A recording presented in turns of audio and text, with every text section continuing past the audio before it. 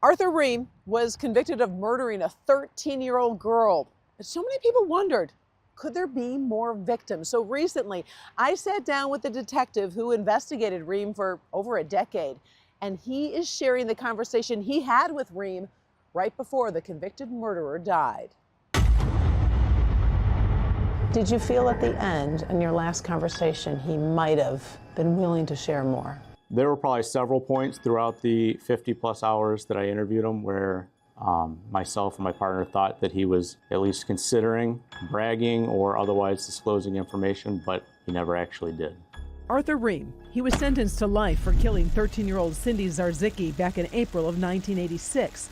Her case went cold, but Ream eventually was charged. That's just like with Cindy.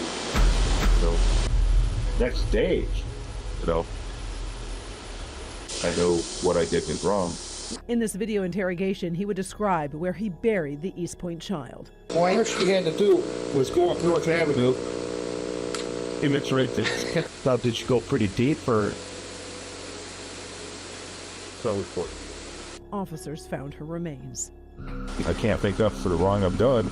Case closed, but detectives were not done.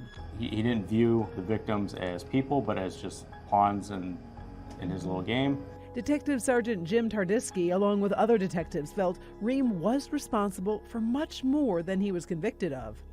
There were 4 cases that we could find some evidence or some material that kind of supports that he was involved. Kim Laro went to a Stroh's ice cream parlor in Canton Township back in 1981, never to be seen again.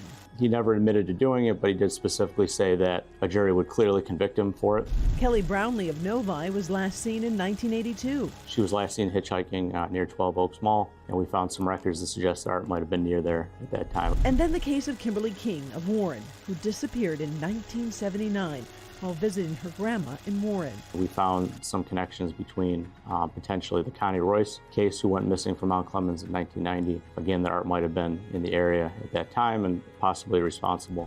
The detective so wanted to bring closure to King's family and hoped Ream would hold the key.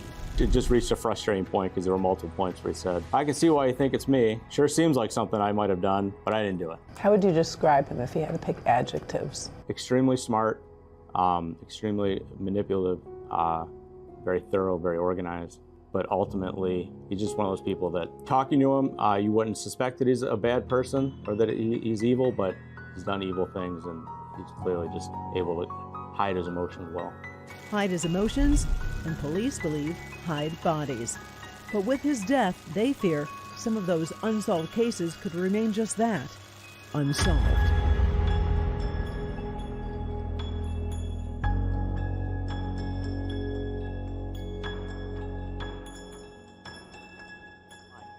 Arthur Ream died of cancer in August of 2024 inside a prison hospital in Jackson, Michigan. Some still wonder if he was related to any other murders in the state.